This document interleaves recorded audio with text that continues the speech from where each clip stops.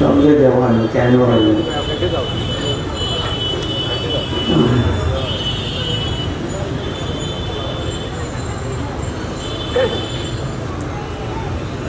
আলহামদুলিল্লাহ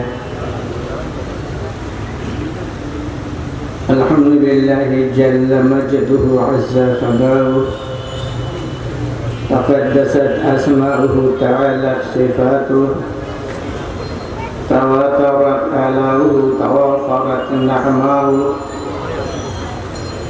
الذي خلق الإنسان فطر الجان بعظيم منته نزل القرآن جعله بين الحق والباطل الفرقان ورفع السماوات بغير عمد ترونها بسط الأرض نصب الجبال خلق البر فجر البحر بعظيم قدرته نور الشمس والقمر أنطق الشجر والحجر سبحانه ما أعظم شانه لا يحد ولا يتصور خلق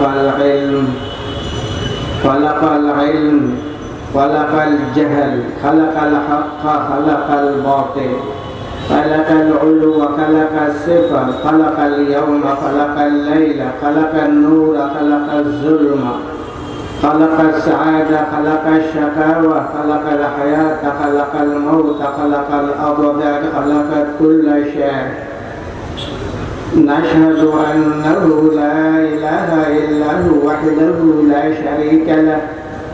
لا شريك له في ذاته ولا في نعوته ولا في كلامه ولا في كماله لا في وجوده ولا في وجوده لا في إحيائه ولا في إماتته لا في تخليقه ولا في ترزيقه لا في ملكه ولا في ملكه ولا في ملكوته لا في جبره ولا في جبروته لا في عظمته ولا في عظموته لا في رحمته ولا في رحموته لا في توحده ولا في تفرده لا في جلاله ولا في كبريائه ونشهد أن سيدنا ومولانا محمدا عبده ورسوله الذي بعثه الله عز وجل وأرسله بالرسالة والهداية والدراية والوقاية والعناية والأمانة والصداقة بعثه الله عز وجل بالإمامة والقيادة والسيادة والرئاسة جعله الله عز وجل أجل البرية أكمل البرية أحسن البرية أجمل البرية أعلى البرية نسأل الله تعالى أن ينزل بحار فضله وسحائب رضوانه عليه وعلى آله وأصحابه الذين هم كانوا يرون وجه النبي صلى الله عليه وسلم المتلألأ الذين هم كانوا يركعون مع ركوعه ويسجدون مع سجوده الذين هم كانوا يجاهدون مع النبي صلى الله عليه وسلم ويدعون الذين هم كانوا يحبون النبي صلى الله عليه وسلم حق محبة الذين هم كانوا يفدون بآبائهم وبأمهاتهم وبأولادهم وبأوطانهم وببلادهم وبميلادهم حتى بمهجهم في حبه وحب نبيه وهم الذين كانوا يفتخرون بالتفدية والتضحية وهم الذين كانوا يفتتون يشتتون يمزقون يدمرون يحسون كل السلطة والسيطرة الطاغوتية والشيطانية من الأباطل والمفاسد عن وجه الأرض بنفوذ أرجلهم لا يخافون في الله لومة لائم هم الذين كانوا يبلغون كل ما جاء به النبي صلى الله عليه وسلم من الهدى والسنن من مكة المكرمة إلى المدينة المنورة من الغرب إلى الشرق من الشرق إلى الغرب من الجنوب إلى الشمال من الشمال إلى الجنوب من أفق إلى أفق وسلم تسليما كثيرا أما بعد فأعوذ بالله من الشيطان الرجيم بسم الله الرحمن الرحيم إنما المؤمنون الذين إذا ذكر الله وجلت قلوبهم وإذا تليت عليهم آياته زادتهم إيمانا وعلى ربهم يتوكلون صدق الله العظيم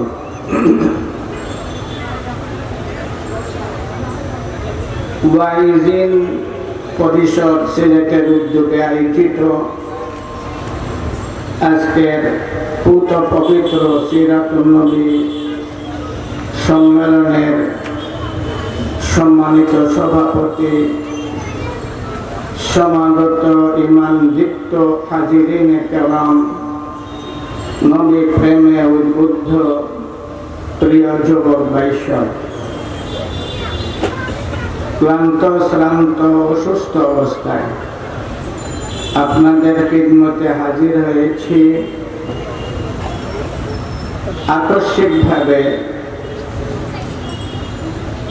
আল্লাহ তাআলার পবিত্র কালাম থেকে একটি আয়াত তিলাওয়াত করেছি, যে আয়াতের মধ্যে মুমিনদের পরিচিতি ব্যক্ত করা হয়েছে। আয়াতের মধ্যে উল্লেখ করা হয়েছে মুমিনদের লক্ষণ, মুমিনদের পরিচয়। যখন তাদের সামনে আল্লাহর আলোচনা হয়, আল্লাহর জিকির হয়, তখন তাদের মনের মধ্যে প্রেম সুলভ শ্রদ্ধা এবং ভক্তি ভরা ভয় সৃষ্টি হয়ে যায়। এই হচ্ছে মুমিনদের একটা লক্ষণ বা মুমিনদের একটা পরিচয়। এই আয়াতের আলোকে আমরা আমাদের নিজেকে পরীক্ষা করতে পারি যে আল্লাহর নাম শুনলে বা আল্লাহর আলোচনা শুনলে আমাদের মনের মধ্যে ভক্তি শ্রদ্ধাপূর্ণ ভয় আসে কি আসে না। যদি আসে তাহলে আমি বিশ্বাস করতে পারি আমি একজন মুমিন। আর না হয় আমাকে নিয়ে আমার চিন্তা করার প্রয়োজন আছে। হযরত হাসান বসরি রহমতুল্লাহ আলাইহিকে জিজ্ঞাসা করা হয়েছিল, আপনি কি মুমিন?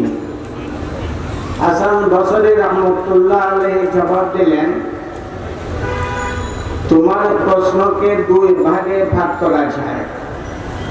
একটা হচ্ছে আল্লাহ, নবী, রাসূল, কিতাব, নামাজ, রোজা, হজ, যাকাত এই সকল ফরআইজের ব্যাপারে যদি আমার বিশ্বাস থাকে তাহলে আমি মুমিন। যদি এইটাই তোমার প্রশ্নের লক্ষ্য হয়, আর যদি তেলাওয়াতকৃত আয়াতের লক্ষ্যে যদি আপনার প্রশ্ন হয় তাহলে আমি জানি না আমি প্রকৃত মুমিন কি মুমিন না।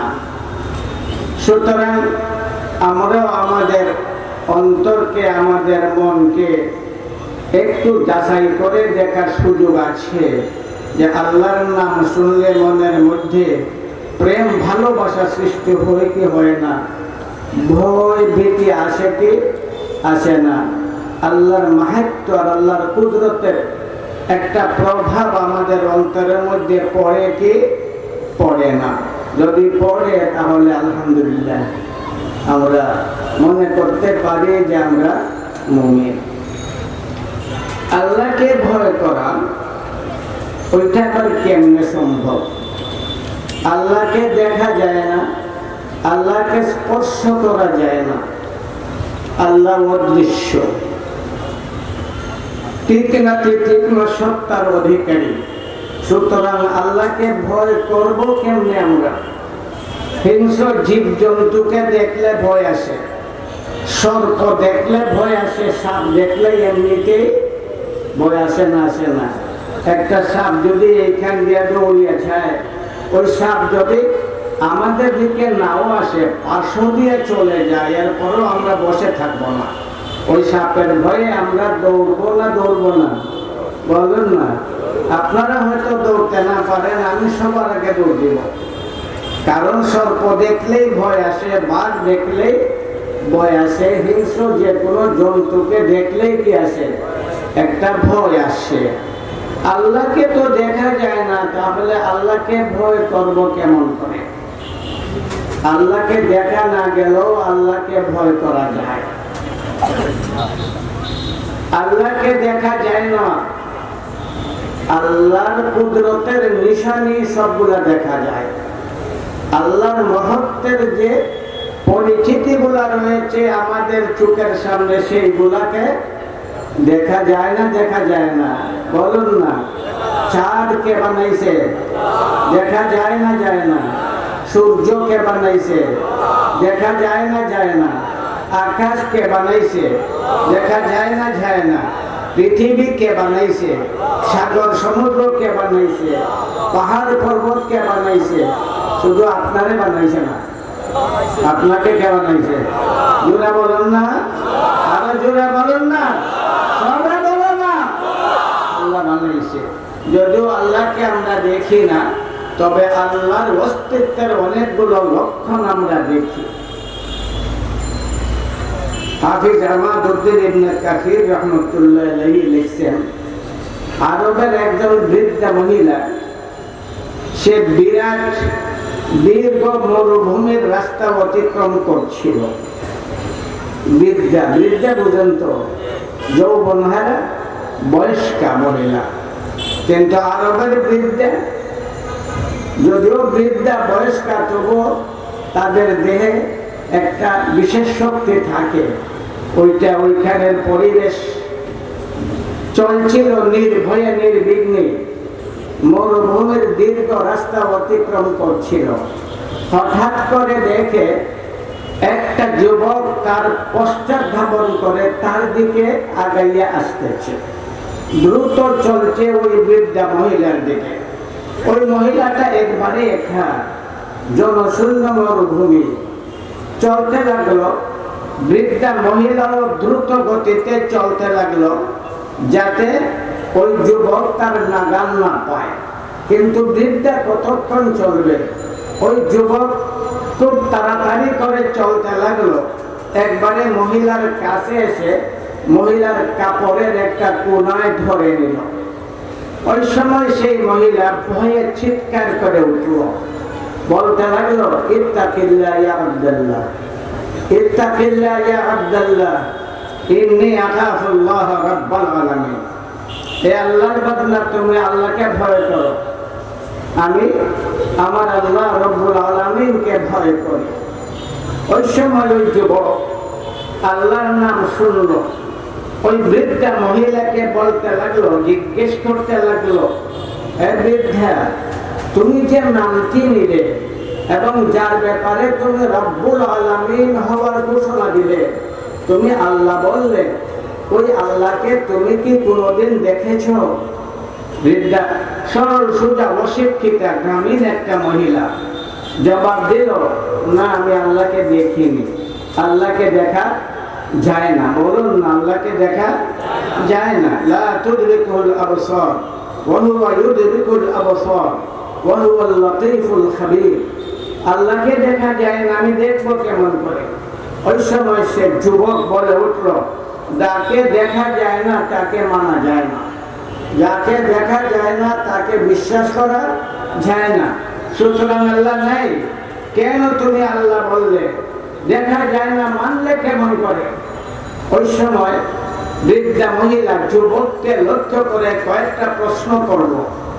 এই যুবক, এই মরুভূমির রাস্তা দিয়ে যদি মানুষ চলে অথবা অন্য কোনো জীবজন্তু চলে, তুমি দেখো না,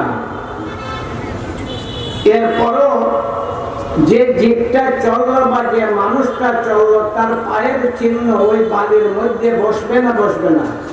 বলুন না, পায়ের চিহ্ন থাকবে না থাকবে না?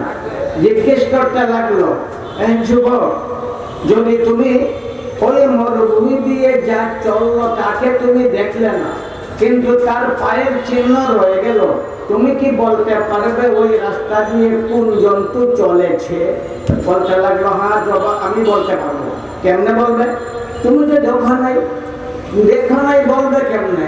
তুমি যা দেখো না তা মানো না, তাহলে বলবে কেমনে? সে জবাব দিল, তার পায়ের চিহ্নের দ্বারা আমি প্রমাণ করতে পারবো ওই রাস্তা দিয়ে কোন জন্তু গেছে। মানুষের পায়ের চিহ্ন এক ধরনের, হাতির পায়ের চিহ্ন আরেক ধরনের, গরু ছাগলের পায়ের চিহ্ন আরেক ধরনের। সুতরাং ওই পায়ের চিহ্ন প্রমাণ করবে যাত্রী মানুষ নাকি অন্য জন্তু। প্রমাণ করবে না করবে না? বলতে লাগলো, যদি আমি তোমার এই যুক্তি গ্রহণ না করি, আমি মানি না, তাহলে তুমি আমাকে কি বলবে? সে বললো, তোমাকে বলবো আমি তুমি একবারে অজ্ঞ, একবারে জাহিল।